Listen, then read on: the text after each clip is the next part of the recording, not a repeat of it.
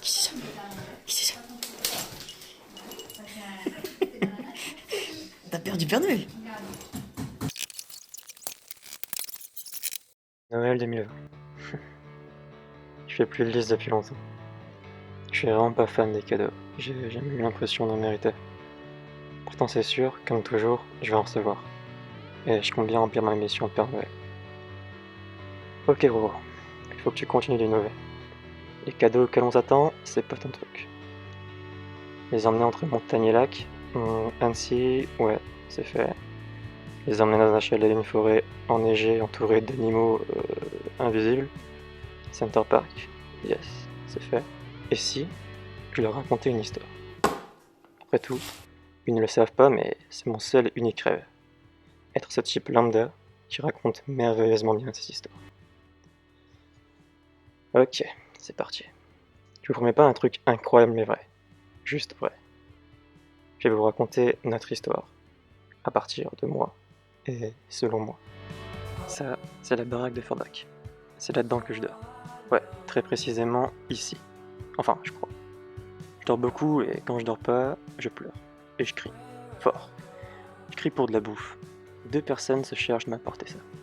Le padré, Guido, très musclé sur qui je monte bientôt à cheval. Et la madré, Fra, ballonnée par ma faute et bientôt celle du petit dernier. Petit dernier? Ouais, j'ai à peine eu le temps de sympathiser avec Vava que, hop là, un nouveau jouet, Nushi. Guido et Fra transpirent. C'est à ce moment que notre premier repas à 5 débute. Pas facile. Surtout quand quelqu'un ose faire son difficile à table. Ok, c'est moi, mais j'ai une excuse. Je suis jaloux. Le petit dernier a le privilège de grailler sur la table dans son fauteuil. Bon, peu importe. Ça y est, on est enfin au complet. Ou presque. Mais on verra ça plus tard. 3 gamins, c'est du taf. Alors, pour occuper nos journées, Guido et Fra nous emmènent à la ferme de Beren, le temple de Nono. 2-3 cabris dans les bras, et hop, direction le temple de Nona, pour une soupe mystique, comme on en trouve nulle part ailleurs. Ces 2 personnages sont des légendes vivantes, à l'accent chantant. Ou plutôt, tu sais, ils ont un accent bello bello, comme Fra. Oh, et puis, dans le coin, il y a aussi la Coulée Verte et le Schlossberg, une sorte d'Europa Park pour l'époque. Ces petites vadrouilles et nos premiers cours d'école nous occupent bien assez. Mais il manque quelque chose d'important. Les visites. Ce moment où ça toque à la porte, on l'adore. Bava, Nushi et moi, on se regarde et on se dit qu'il y a de fortes chances pour que des gens qu'on aime franchissent le paillasson et jouent avec nous. Ou s'amusent à jouer avec nous.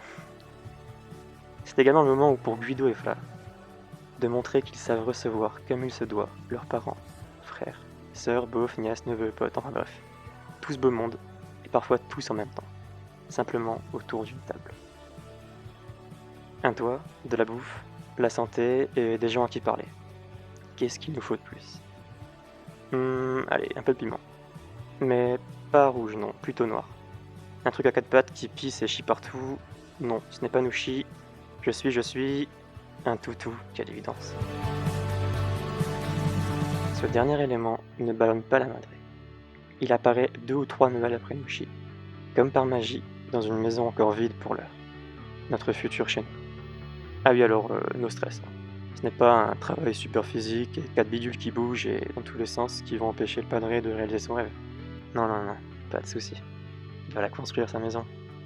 Pour ça, rien de mieux qu'un terrain dans la même rue que son père, qui au passage a de très bons restes de maçon, plus un frère qui se démerde bien, un beauf électricien, 2-3 potes sympas et des neveux qui savent mettre la main à la pâte. Bienvenue à Alstin, ou plus précisément à Zinzin. C'est le bercail, le 30 RDB comme j'appelle, ou encore l'auberge.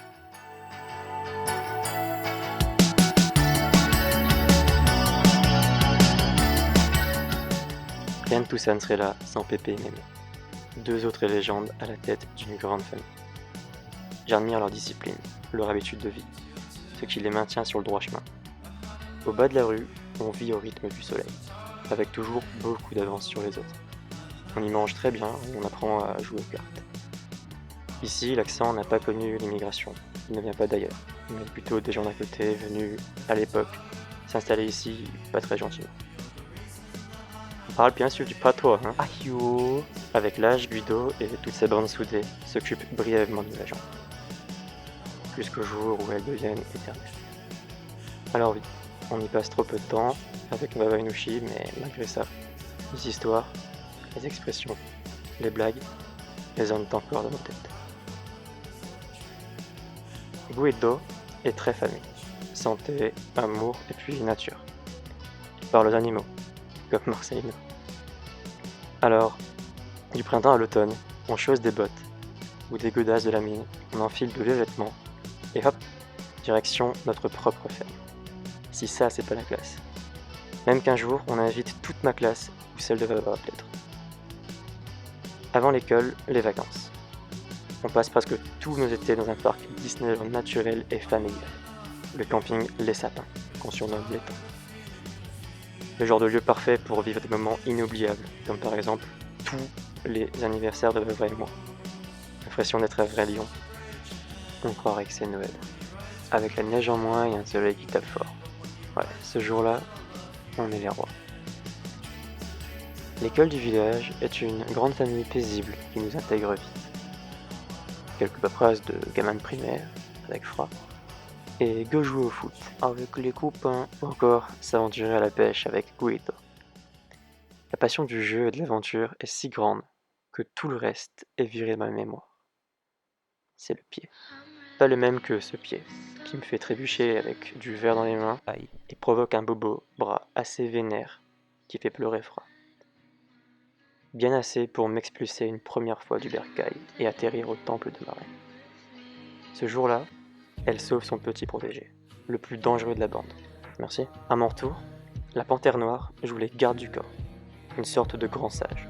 Tom quittera son poste quelques automnes plus tard, dispersant sa force dans chacun de nous, et deviendra mon dieu.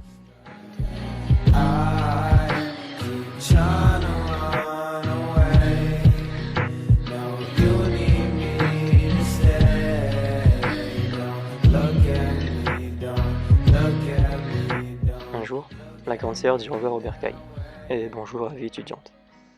2 étés plus tard, elle me passe le relais, et j'en fais de même avec le petit frère, après 3 étés. Elle sait se mettre en valeur et veut mettre en valeur les gens, leur apparence. Mais elle se surpasse dans leur com, où elle apprend à mettre en valeur leur image. Lui, il sait jouer de la musique, et danse très bien. D'ailleurs, je suis jaloux. Il veut mettre en valeur un endroit cool pour réunir du monde. Alors avant de faire danser des gens dans son bar ou son festival, qui sait, il les fait danser chez nous, chez des potes, et maintenant chez lui. Moi, je sais créer des trucs. Pépé était maçon, alors je veux être maçon. J'apprends qu'on peut créer en gérant des maçons, alors je veux gérer des maçons. Je comprends que je suis doué mais pas passionné. Et pour créer, il faut être passionné. Passer du temps avec des jeunes qui ne savent pas comment passer le temps, ça me passionne.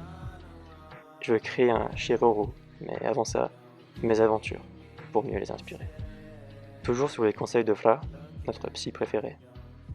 Ces 3 petits monstres comptabilisent un bac plus 12 à l'heure actuelle. Enfin, c'est que des chiffres. Ils ont surtout ce qu'ils voulaient. Une situation méga stable pour Eva. Des soirées sans modération pour Nushi. Et des aventures insolites pour ma part. On passe beaucoup de temps dans nos villes, car c'est là qu'on apprend la vie. Se démerder seul et puis s'entourer de gens comme nous.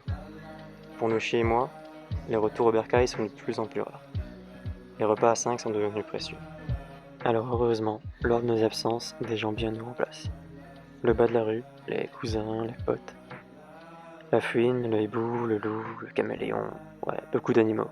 Et surtout beaucoup de haf. En parlant d'animaux, j'en ai oublié 2.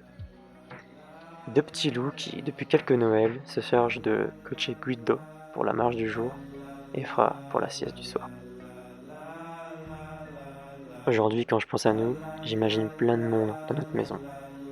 Assis ou couchés autour de cette table, avec des énergies qui flottent au-dessus de nos têtes, histoire de nous rappeler le passé. Alors voilà, j'espère que ça vous plaît. De mon côté, je me suis bien amusé. J'aime toujours pas les cadeaux, je sais toujours pas emballer. Par contre, je sais enfin ce que je veux pour Noël prochain. des histoires. Mais pas n'importe lesquelles. Je vous mets chacun au défi de raconter comme moi notre histoire, à partir de vous et selon vous. Bisous.